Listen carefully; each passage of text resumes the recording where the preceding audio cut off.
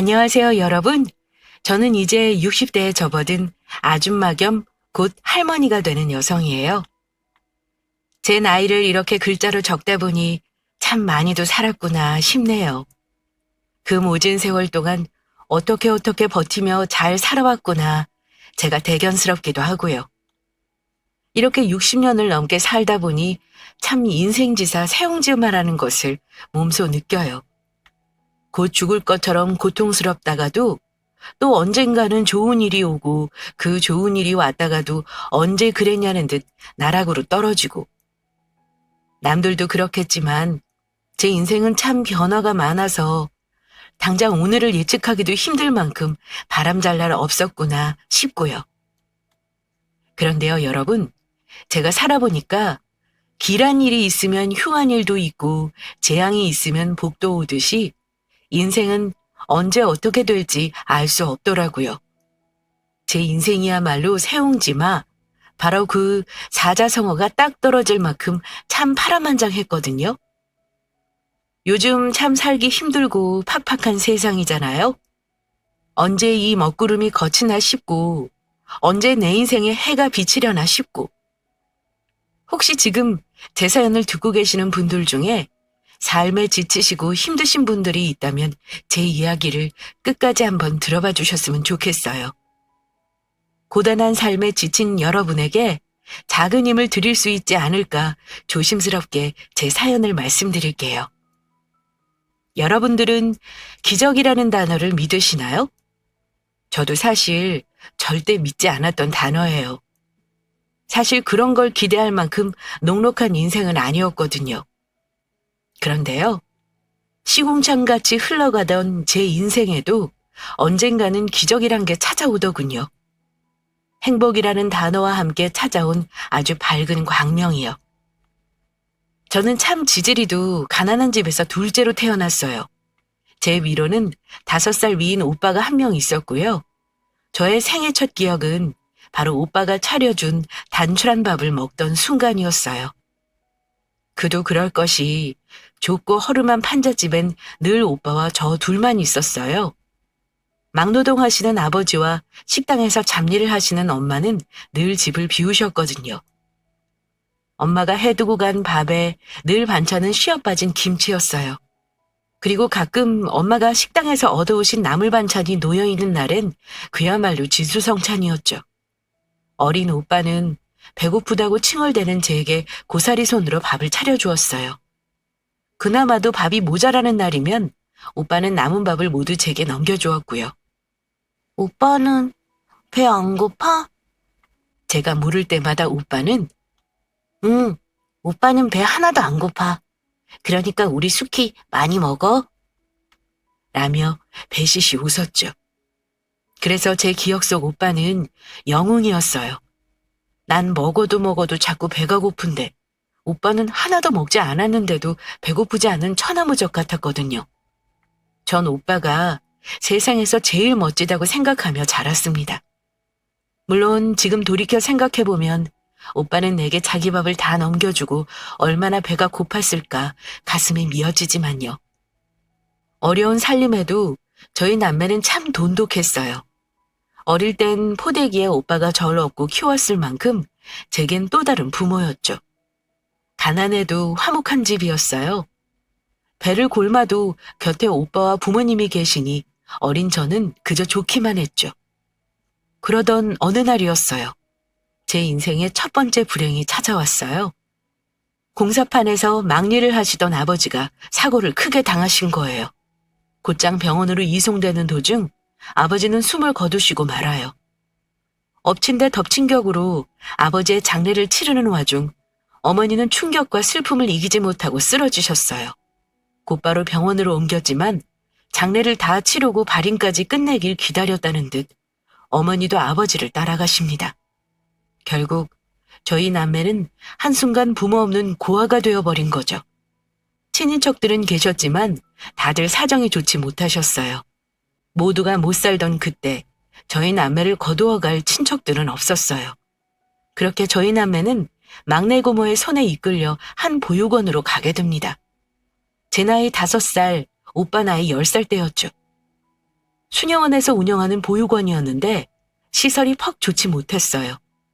물론 다른 보육원과 비교해보지 못해 모르겠지만 그 당시 판자촌에서도 안 좋은 편이었던 저희 집보다도 낙후된 환경이었으니 말 다했죠.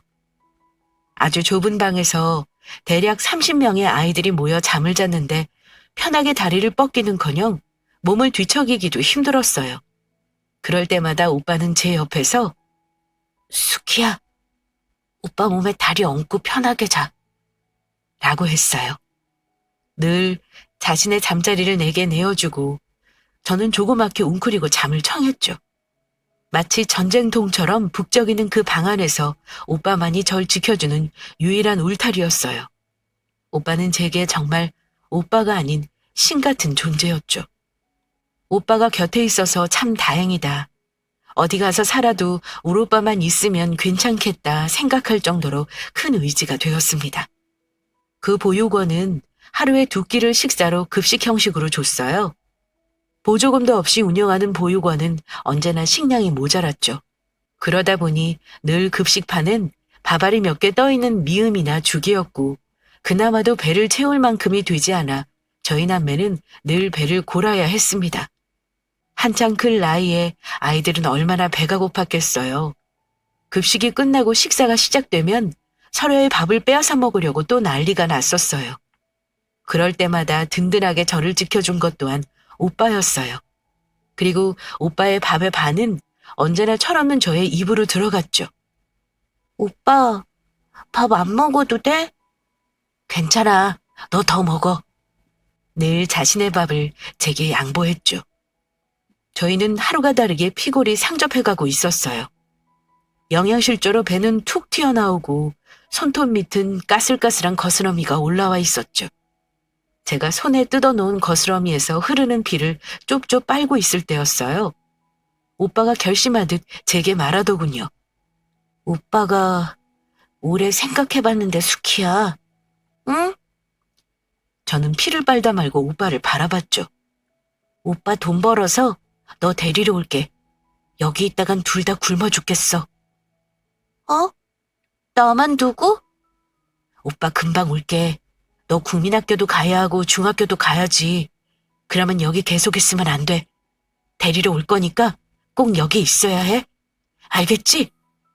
나도 데려가면 안 돼? 그러고 싶은데 넌 여기 있는 게 더 안전해. 그러니까 딱 5년, 아니 3년만 기다려. 우리 수키 국민학교 가기 전에 오빠가 꼭 올게. 저는 울면서 철없이 매달렸지만 오빠의 결심은 확고했어요. 그날 오빠는 보육원을 떠났고 저는 홀로 덩그러니 남겨졌습니다. 오빠가 오기만을 오매불만 기다렸어요. 아이들은 오빠가 절 버리고 떠난 거라고 했지만 믿지 않았어요. 오빠는 저 국민학교 가기 전엔 꼭 올 거라고 약속했으니까요. 시간이 지나고 또 지났죠. 오빠는 3년이 지나도 돌아오지 않았어요. 4년이 되던 해 저는 알았죠. 아, 오빠가 날 버린 거구나. 그런데 또 불행이 닥칩니다. 원장 수녀님이 돌아가시면서 보육원 운영이 어려워진 거예요. 게다가 보육원에 화재까지 나는 사고가 이어졌어요. 그때 방 안에 있던 아이들이 꽤 많이 죽었고요. 물론 저는 구사일생으로 살아났지만요. 그 사건과 맞물려 운영이 힘들다는 이유로 결국 보육원은 문을 닫게 되었고 저는 다른 보육원으로 이전하게 됩니다. 저는 차마 발걸음이 떨어지지 않았어요. 혹시나 오빠가 오지 않을까. 왔는데 내가 없으면 어쩌지? 하지만 살아야 했죠. 저는 떨어지지 않는 발걸음을 옮겨야만 했어요. 그렇게 세월은 무심히도 흘렀습니다. 옮긴 보육원은 다행히 국가에서 운영되는 곳이었어요. 그래서인지 절 학교에 보내주더군요. 늦게 학교에 입학했고 중학교까지 졸업했어요. 그 사이 저는 가끔 오빠와 있던 이젠 폐허가 되어버린 보육원에 가서 하루 종일 오빠를 기다렸어요. 혹시나 오지 않을까 미련을 채 버리지 못한 거죠. 그렇게 오지 않는 오빠를 기다리다 발길을 돌리길 수십 번. 어느새 저도 단념이라는 걸 하게 되더라고요. 그리고 단념하게 되었을 때쯤 저는 보육원 원장님의 소개로 공장에 취직하게 되었어요.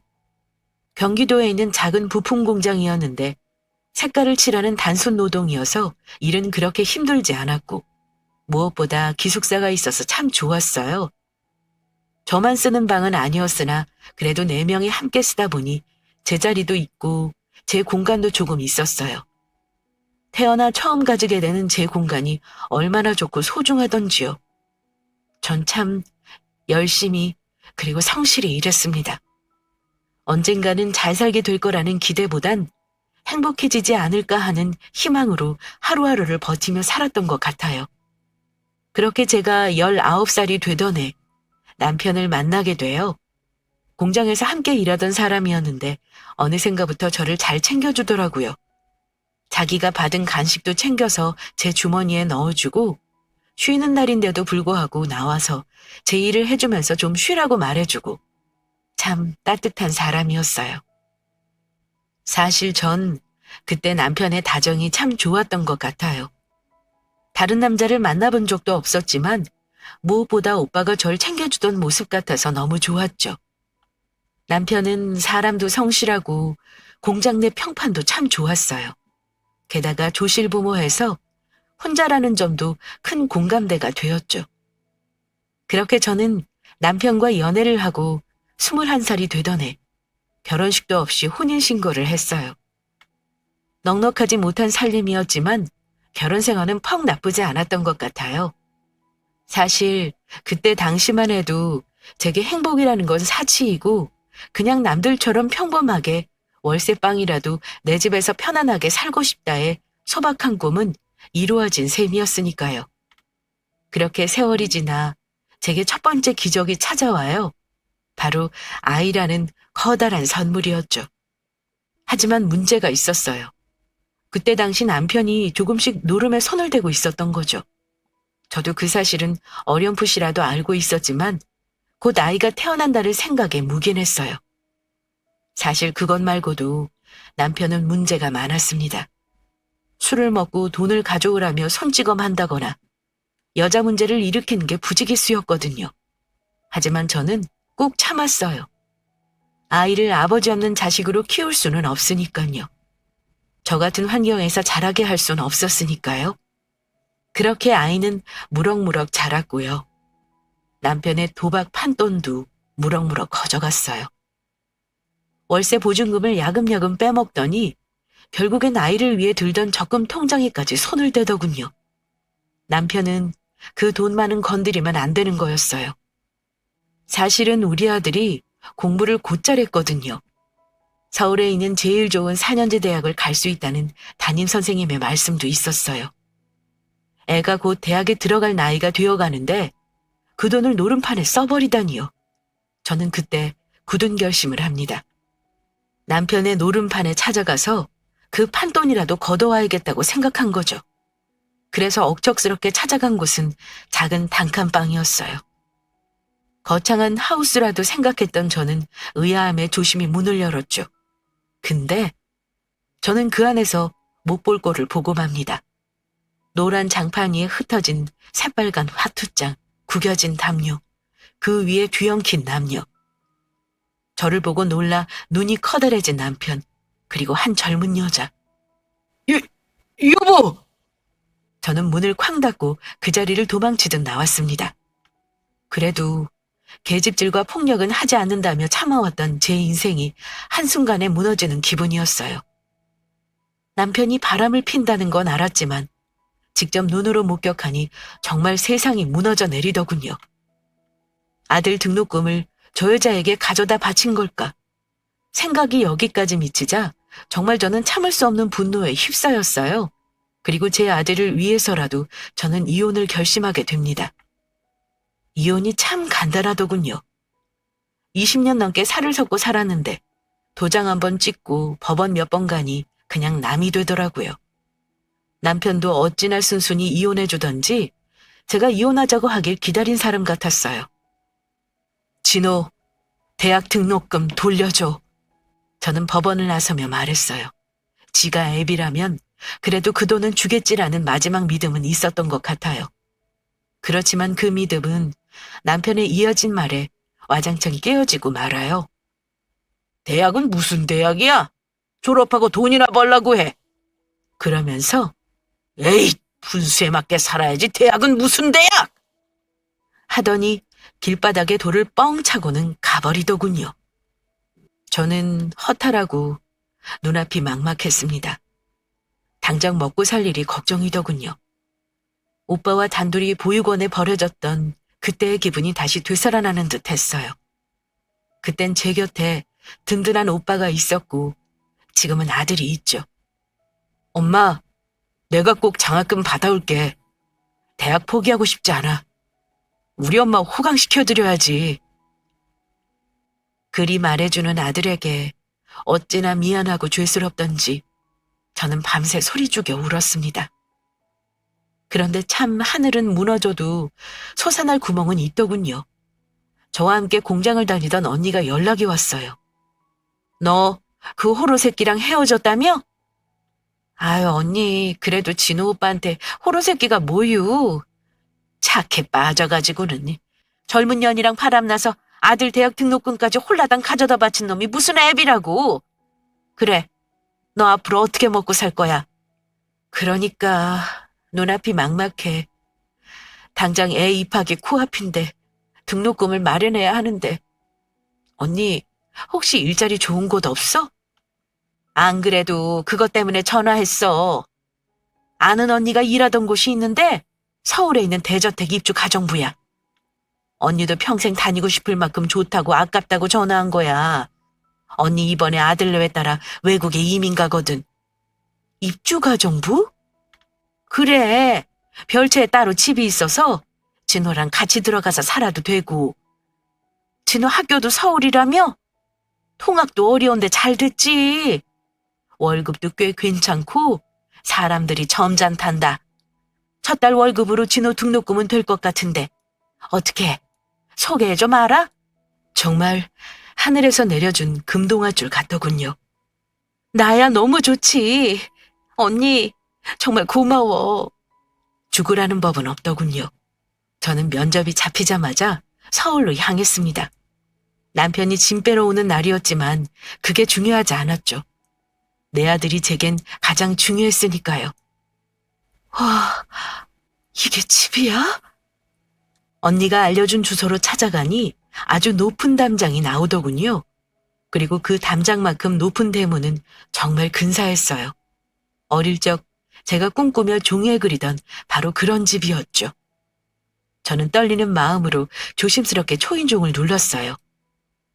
누구세요? 입주 가사 도우미 면접 왔습니다. 그러자 띵 하는 소리와 함께 거대한 대문이 삐걱 열리더군요.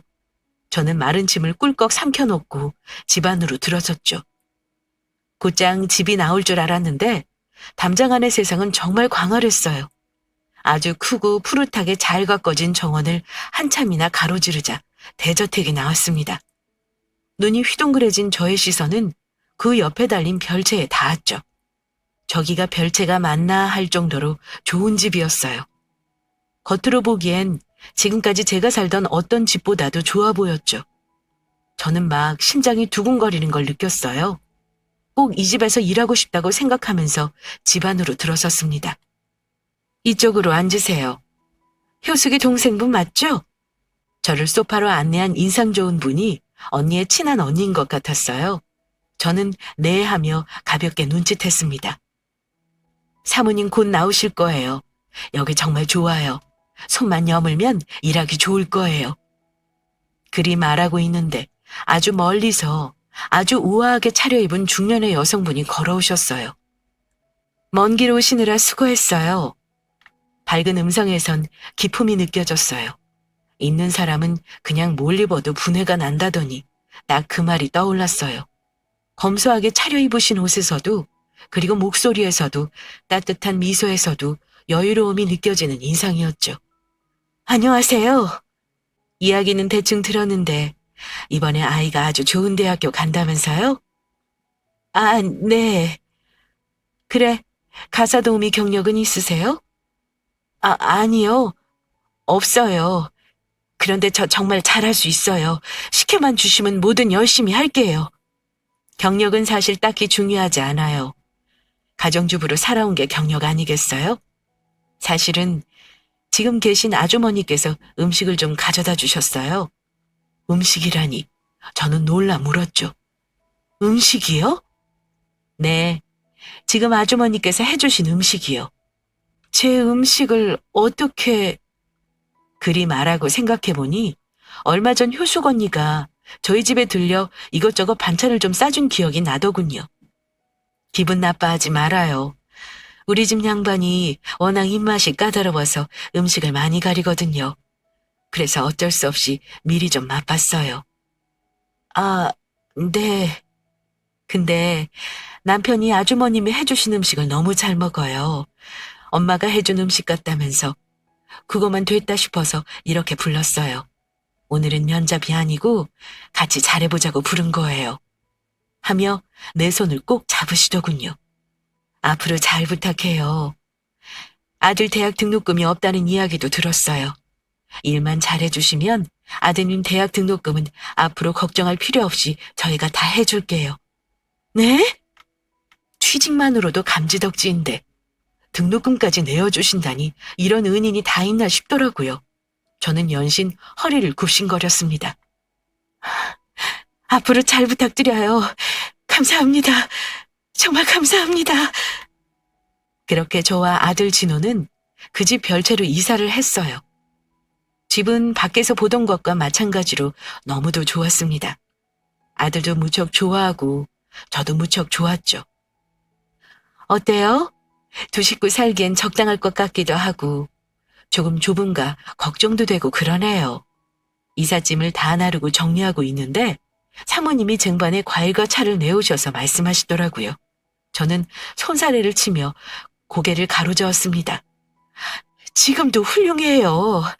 저 사실은 거실 있는 집 처음 살아봐요. 마음에 든다니 다행이에요. 오늘 내일은 이삿짐 정리하느라 정신없을 테니 푹 쉬고 모레 월요일부터 출근해 주시면 되겠어요? 그럼 남편분 식사는요? 출장 갔어요. 한 달 정도. 아, 네. 이사한 저는 꿈에 부풀었습니다. 이상하게 이혼이라는 지독한 열병을 앓고 나니 새로 태어난 것처럼 새 세상이 펼쳐지는 기분이랄까요? 뭔가 엄청 설레고 기쁘고. 그렇게 저의 입주가정부 생활은 시작되었어요. 아침에 일어나 청소하고 밥하고 빨래하고 늘 하던 집안일이 좀 스케일이 커졌다 정도일 뿐 일은 크게 고되지 않았어요. 사모님 아드님도 까탈스럽지 않아 비위를 맞출 필요도 없었죠. 저는 묵묵히 저의 일을 열심히 했어요. 그러던 어느 날이었어요. 내일 진호 대학 입학금 내는 날 맞죠? 라고 사모님이 물으시더군요. 저는 놀라 눈을 동그랗게 뜨며 물었어요.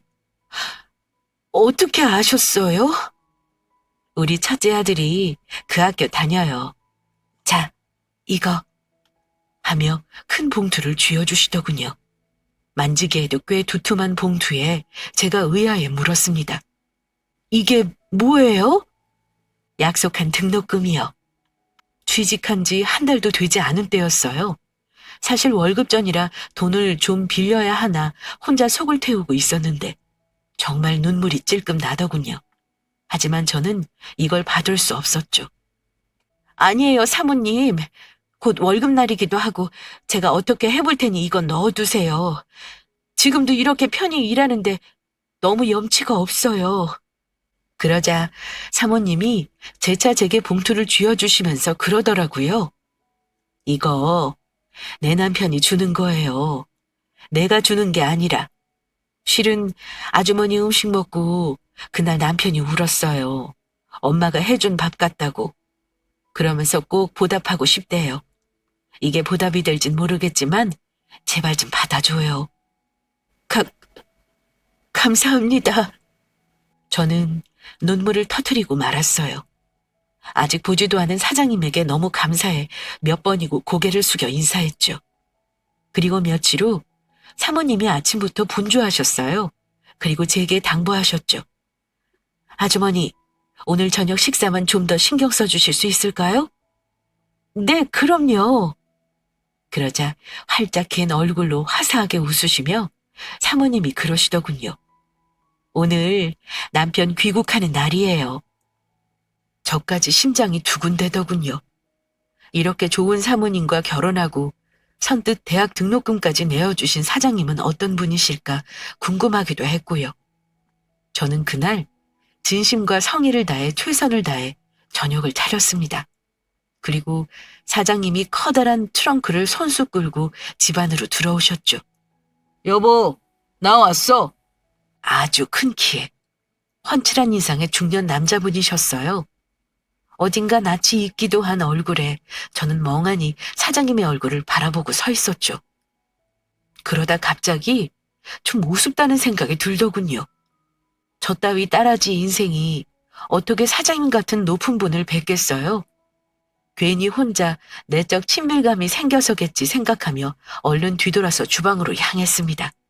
음식은 잘 차려졌고 꽤 맛도 있었어요. 우와, 이거 완전 진수성찬인데? 씻고 나오신 사장님이 음식이 가득한 식탁을 보고는 감탄사를 터뜨리셨어요.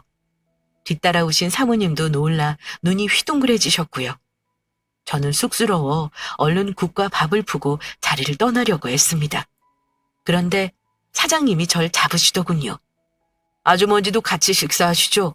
이거 너무 많아서 저희 네 식구 다 못 먹을 것 같은데 아드님도 같이 먹어요. 그래요. 얼른 진호 불러요, 아주머니. 돈 많은 부자들은 아랫사람 부리기를 종부리듯 한다던데 어쩜 이 내외는 이루도 선하실까 생각하며 사양했습니다. 그러나 사장님은 단호하셨죠. 결국 저와 진호는 그 가시방석에 앉아 식사를 함께하게 되었어요. 그래, 진호군은 우리 영훈이랑 같은 학교라고? 네, 이번에 1학년 입학해요. 공부를 아주 잘한 모양이네. 진영이다 생각하고 궁금한 거 있으면 물어보고 그래. 그렇게 일상적인 대화가 오갔습니다. 그리고는 사장님이 김치를 하나 집어 입안에 넣으셨어요. 그런데 사장님의 반듯하던 미간이 확 구겨지시더라고요. 제가 잔뜩 쫄아서 물었죠. 왜 그러세요? 입맛에 안 맞으세요? 이 김치 사신 겁니까? 아니요, 며칠 전에 담근 거예요, 제가. 저는 기어 들어가는 음성으로 대답했죠. 고향이 어디세요? 전 서울이요. 서울 김치인데 전라도 김치 맛이 나네요. 아, 네. 저희 어머니가 전라도 분이셨거든요. 어릴 때 어머니 뒤에서 보면서 배우던 게 아직 손에 익어서 그런가 봐요. 혹시 전라도 김치 싫어하시면 다시 담을게요. 죄송합니다. 제가 기어 들어가는 목소리로 이야기하자 사장님은 급히 손사래를 치셨어요. 아니요. 정말 좋아합니다. 저희 어머니도 전라도 분이셨거든요. 김치가 꼭 저희 어머니 김치 같은 맛이 나서 여쭤봤어요.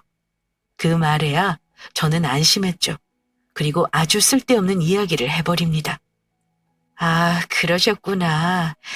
그런데 저희 어머니는 일찍 돌아가셔서요. 그냥 보기만 한 정도라 그 맛은 못 따라가요. 아, 어머니가 일찍 돌아가셨어요? 안타까이 물어보시는 음성에 저도 모르게 입을 놀리고 말았죠. 네, 아버지 사고로 돌아가시고 어머니가 그 충격으로 쓰러지셨다가 돌아가셨어요. 제 나이 5살 때네요. 그런데 그때 사장님의 눈동자가 커져요. 그리고 손에 들려있던 숟가락이 툭 하고 식탁 위로 떨어지죠.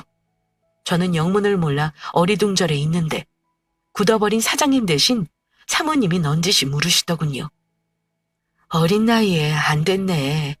혹시 외동으로 크셨어요? 아니요. 오빠가 있었어요. 5살 위에. 얼굴 못 보고 산 지는 몇십 년 됐어요. 어머! 사모님은 놀라 저도 모르게 튀어나온 비명을 손으로 틀어막으시고는 새빨개진 눈으로 다시 제게 물어왔어요. 제가 아주머니 성함도 못 여쭤봤네요. 혹시 성함이 정숙희입니다. 세상에. 저는 도무지 영문을 알 수 없었어요. 놀라서 연신 입을 틀어막으시는 사모님과 눈물이 그렁그렁하신 사장님까지 제가 무슨 말실수라도 했나 정말 그 순간 뒷골이 서늘했을 정도였어요. 그때 사장님이 눈물을 그렁그렁 달고 물어보시더라고요. 혹시 그래서 보육원에 갔습니까? 네, 은예 보육원이라고. 그런데 거기 불이 나서 문을 닫았어요. 그런데 왜... 수키야, 오빠야, 정수환, 오빠라고. 정수환, 오빠의 이름이었어요. 네? 그 순간 사장님의 얼굴에 어린 기억 속 오빠의 모습이 겹쳤습니다. 많이 크고 늙었지만 왜인지 낯익던 얼굴은 사실 제가 기억하던 오빠의 얼굴이었던 거예요. 그날 즐거운 식사 자리는 결국 눈물의 제외 자리가 되었어요. 사연을 들어보니 보육원을 나간 오빠도 엄청나게 고생을 한 것 같더라고요. 자리를 못 잡아 저를 데리러 오지 못하고 있다가 5년째 되던 날 저를 데리러 갔는데 보육원은 이미 불에 타 폐허가 되어 있었고 아이들이 싹 다 불에 타 죽었다는 소문을 들었다고 해요. 결국 수소문을에 찾은 생존자 아이의 입에서 제가 사망했다는 소리를 들었다고 합니다. 시신을 찾으려고 노력도 해보고 혹시 살아있지는 않을까 찾아보았지만 화재로 다 타버려 자료는 없었고 방도가 없었대요. 오빠는 이게 다 가난 때문이다 생각하면서 이악 물고 성공했고 이 자리에 올랐지만 저를 향한 죄책감과 그리움에 마음 한구석이 텅 비어 있었다고. 하긴 사모님도 그 사연을 다 알 정도이니 얼마나 많이 이야기하고 한을 품고 살았을까 싶더라고요. 그날 밤 저희 남매는 한참을 서로를 붙들고 울며 살아온 이야기를 했어요. 제 이야기를 다 듣던 오빠는 남편에 대한 분노에 치를 떨었죠. 그리고 자신이 좀 더 일찍 찾았어야 했다며 자신을 자책했습니다. 당장 우리 집 2층으로 이사해. 오빠의 말에 깜짝 놀라 되물었죠. 이 집 2층으로요? 어차피 널 위해 지은 집이야. 네가 어릴 때 그렸던 그 집 모습을 재현하려고 엄청 노력했거든. 저는 그제야 왜 이 멋들어진 대저택이 낯설지만은 않았는지 깨달았어요. 나중에 크면 꼭 오빠랑 이런 집에 살 거야. 오빠는 1층, 난 2층에서 같이 사는 거지? 어때? 어릴 때 오빠의 앞에서 그리던 그림 속 그 집의 모습을 너무도 닮아 있었다는 것을 이제야 알아차렸습니다. 저는 그렇게 눈물을 쏟았는데도 또 눈물을 펑펑 흘렸습니다. 그래요, 아가씨. 이제 우리 같이 살아요. 두 남매 떨어져서 그리워했던 시간만큼 꼭 붙어서 살아요. 알겠죠? 그리 말하며 제 손을 꼭 잡는 새언니가 어찌나 고맙던지요. 그렇게 저희는 별채에서 저택 2층으로 이사를 하게 되었어요. 제 인생은 그날부터 모든 것이 바뀌었죠. 한사코 싫다고 하는데도 오빠와 새언니는 차를 사주고 제 명의로 건물도 내어주고 좋은 옷과 좋은 가방을 사서 안겼습니다. 마치 한을 푸는 사람들처럼요. 너무 감사하면서도 이 갑작스런 호강이 얼떨떨해 어떻게 받아야 할지 알 수가 없었죠. 오빠 내외 덕분에 저와 제 아들 진호는 빠르게 가난의 묵은 때를 벗어갔습니다. 그 집안에서의 모든 생활이 행복했어요. 그런 행복이 지속될수록 저의 마음 한편엔 불안함이 스멀스멀 피어났어요. 내가 이렇게 행복해도 되는 걸까? 마냥 이렇게 좋기만 해도 되는 걸까? 곧 불행이 닥칠 것만 같았어요. 그리고 안 좋은 예감은 늘 맞아떨어지죠. 평화롭던 어느 날이었어요. 띠링 도착한 문자를 확인한 저는 얼굴이 사색이 되고 말았어요. 소식 들었어? 너 부자 오빠 만나서 호강하면서 산다면서? 그럼 평생 나한테 빌부터 살았던 빚도 갚을 수 있겠네. 바로 전 남편이었어요. 저는 놀라서 멍하게 핸드폰 화면을 쳐다보고 있었어요. 그러자 연달아 문자가 도착하더군요. 왜? 싫어? 싫으면 진호 양육권 넘기든가? 저는 경악을 금치 못했습니다. 어찌 이런 금수만도 못한 인간과 몇십 년을 산 걸까요? 생각만으로도 토악질이 나올 것만 같았습니다. 그리고 불안했죠. 정말 진호를 빼앗길까봐, 오빠를 협박이라도 할까봐 너무 두렵더라고요. 아니나 다를까 제가 연락이 없자 남편은 급기야 집으로 쳐들어왔습니다. 딩동 딩동. 새언니와 함께 정원 테이블에 앉아서 차를 마시던 저는 갑작스런 초인종 소리에 대문으로 향했습니다. 누구세요? 택배나 우체국 기사님은 보통 차거나 우편함에 두고 가시거든요. 딱히 올 사람이 없는데 누구지 하며 대문을 연 저는 눈앞에 서 있는 익숙한 얼굴에 화들짝 놀라고 맙니다. 바로 남편이었죠. 오랜만이네. 아유, 아주 신수가 훤하게 폈구나. 사색이 된 저는 서둘러 문을 닫으려 했죠. 당장 꺼지지 못해? 여기가 어디라고 찾아와? 그러자 남편이 우악스러운 힘으로 집 안으로 밀고 들어왔어요.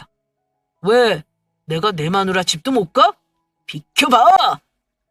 저는 바닥으로 쓰러지고 저를 훌쩍 넘은 남편은 성큼성큼 집 안으로 향했습니다.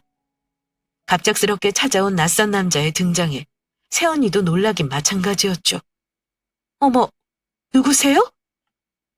아이고, 안녕하십니까? 저는 우리 정숙희 남편이자 우리 진호 아버지 올시다. 저기로 들어가면 되나? 하면서 말리는 새언니를 밀치고 막무가내로 집 안으로 문을 열고 들어갔습니다. 아니나 다를까 더러운 신발을 벗어던진 남편은 거실 중앙에 떡하고 누워있더군요. 돈을 주지 않으면 나가지 않겠다는 작태였죠. 작정을 하고 온 것 같았어요.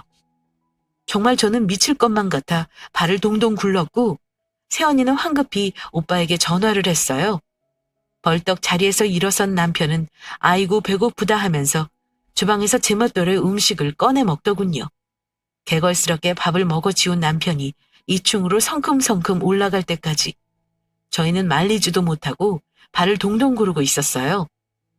남자의 힘을 말릴 수도 없었고 막무가내로 구는 남편이 어떻게 여자에게 폭력을 휘두르는지 누구보다 잘 알고 있었으니까요.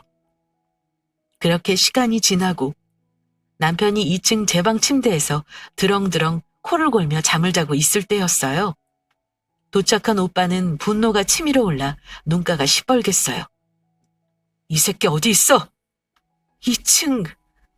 그러자 성큼성큼 계단을 밟고 올라간 오빠는 침대에서 코까지 골며 잠든 남편을 확인했습니다. 그리고 당장 욕실로 가서 차가운 물을 양동이에 담아갔죠. 촥!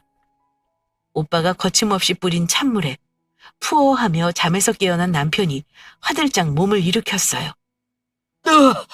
이게 뭐야? 갑자기 맞은 물벼락에 남편은 놀라 잠에서 덜 깬 눈만 껌뻑껌뻑 거렸습니다. 너 장준식이 내 동생 등골 빼먹으면서 평생 노름비제에 시달리게 한 놈이 네 놈이구나? 뭐요? 가난하게 사는 고한영 걷어준 게 누군데? 뭐? 고한현? 오빠의 그런 무서운 모습은 처음 봤습니다.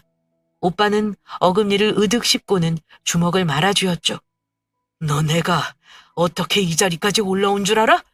너 같은 새끼는 땅에 그냥 조용히 묻어버릴 수 있어. 너 내 동생 때리기까지 했다면서? 어디야? 여기야? 오빠의 주먹은 거침없이 남편의 눈두덩이로 꽂혔습니다. 으악! 왜? 너도 맞으니 아프니? 오빠 그만해. 오빠도 똑같은 사람 되지 마. 저는 오빠를 필사적으로 뜯어말렸습니다. 그리고 오빠는 곧 씩씩거리며 말아진 주먹에 힘을 풀었죠. 너 숙희 때문에 목숨 부지하는 줄 알아? 오빠는 소파에 앉아 있었고 전 남편은 그 앞 바닥에 무릎을 공손히 꿇고 앉아 있었습니다. 저와 새언니는 그 모습을 가만히 지켜보고 있었고요. 야, 장준식. 네? 매 한 방에 저렇게 인간이 온순해질 줄이야. 천하의 망난이었던 남편은 완전 온순한 양이 되어 대답하더군요. 지금 너 가택 침입죄로 감옥에 집어넣을 수도 있어. 물론 없던 죄도 만들어 추가할 수 있지. 네? 내가 인맥이 좀 넓거든. 조직폭력배, 경찰, 검찰. 너 같은 쓰레기 새끼 하나 매장하는 건 일도 아니지. 널 감옥에 쳐넣을지 땅속에 파묻을지 고민하고 있다는 뜻이고. 오빠의 음성이 무서웠어요. 늘 자상하기만 하던 오빠의 모습이 낯설 만큼 차갑고 냉정했죠. 그런데 가만히 생각해보니까 너 같은 인간 말종에게 쓰는 시간이 아깝다 이거야. 어떻게, 이 자리에서 그냥 죽여줄까? 아니면 곧겐 네가 있던 시궁창으로 돌아가서 다시는 얼씬거리지 않을래? 오빠의 기세가 얼마나 무섭고 차갑던지 남편의 움츠러든 어깨가 달달달 떨리더군요. 오빠는 그런 전 남편에게 대고 비소를 흘리며 덧붙였습니다. 생각해보니까 안 되겠다. 그냥 파묻어버려야지. 내 동생한테 했던 짓을 생각하니까 네가 살아있는 꼴을 볼 자신이 없네. 아마 그 순간 오빠의 말이 진심이라는 건 그 자리에 모든 사람이 느꼈을 겁니다. 제 척추가 곤두설 정도로 서늘하고 감정 없는 목소리였거든요. 아이고 형님, 죄송합니다. 잘못했습니다. 다시는 코빼기도 비치지 않을게요. 한 번만 살려주십시오. 한 번만요. 그러자 오빠가 남편의 머리채를 잡아 뒤로 꺾으며 귓가에 속삭였습니다. 너 오장육부가 다 뜯겨나가는 고통을 느껴본 적 있어? 없지? 죽고 싶은데 절대로 죽지를 못해. 제발 죽고 싶다고 싹싹 빌게 될 만큼 고통스럽지. 어때? 한번 겪어볼래? 좋은 경험이 될 텐데. 남편은 이미 그 고통을 겪고 있는 사람처럼 비명을 질러댔습니다. 평소에도 겁이 많은 남자인데 바지를 보니 가랑이 사이가 축축하게 젖어 있더군요. 오줌까지 질질 싸며 도망치듯 밖으로 다름질치는 남편의 뒷모습을 바라보는데 그동안 쌓였던 울분이 씻겨 내려가는 기분이더라고요. 그런데 그때 제 등 뒤에서 새언니의 웃음소리가 들려오기 시작했어요. 깔깔깔 재미있다는 듯이 넘어가며 웃는 새언니는 뭐가 그리 웃긴지 배까지 잡고 웃었어요. 아니, 뭐가 그렇게 웃겨요. 저 지금 무서워서 혼났어요. 그러자 새언니가 어이없다는 듯 오빠를 쳐다보면서 그러더군요. 자기 연기 잘한다. 오장육부를 어쩐다고? 미치겠다 진짜. 그러자 오빠가 멋쩍게 웃더군요. 내가 요즘 느와르 영화를 하도 많이 봐서 어때? 그럴듯했어? 나도 저렇게까지 속아 넘어갈 줄은 몰랐네. 지금 이 상황이 다 오빠의 연기였던 거예요. 저만큼 속아 넘어갈 만큼 감쪽 같은 연기였던 거예요. 아유, 아가씨 걱정하지 말아요. 이 양반 지나가던 개미 한 마리도 못 죽여요. 뭐 어쨌든 덕분에 저 새끼 다시 얼씬도 못하겠네? 저희 셋은 한참이나 웃었습니다. 오줌까지 지리던 남편의 모습은 아직도 떠올리면 웃음이 날 지경이에요. 남편은 정말 쥐죽은 듯 살았고 들리는 소문엔 노른비제 오른쪽 손목을 잃었다고도 하고 어디서 진짜 죽었다고도 하는데 진짜 소문이 뭔지 저도 잘 모르겠네요. 아들 진호도 제 아버지에게 학을 떼서 평생 알고 싶지 않다고 하고요. 그리고 저요? 저는 얼마 전에 가게를 하나 냈어요. 큰 가게는 아니고요. 아주 작은 손뜨개 가게인데 사람들도 만나고 따뜻한 차도 마시고 평화롭게 살고 있어요. 물론 오빠와 새언니와는 끔찍이 서로를 아끼면서 사이좋게 지내고요. 이게 행복이구나 싶을 만큼 너무도 평온한 삶을 영위하고 있어요. 지금까지 했던 고생이 이 순간을 위한 거구나 싶을 만큼 너무 좋아요. 인생지사 세웅지마. 어때요? 제 이야기를 들으시니 정말 그렇구나 싶으신가요? 점점 살기 힘들어지는 세상에서 살아내기 참 힘드시죠? 그래도 지금 이 고비를 넘기고 나면 언제 그랬냐는 듯 행복한 삶이 올 거예요. 저처럼 박복한 사람도 그랬는데 행운을 가득 안고 태어나셨을 여러분은 어떻겠어요? 그러니 지금 조금 힘들어도 조금만 견디자고요. 추운 겨울이 지나야 꽃피는 봄이 오듯이 지금 당신의 삶의 추위는 곧 찾아올 따뜻한 봄을 위한 거니까요. 여러분들께 저의 이야기가 오늘 조금 더 힘을 낼 수 있는 원동력이 되길 기도하면서 저는 사연을 여기서 마칠게요. 감사합니다.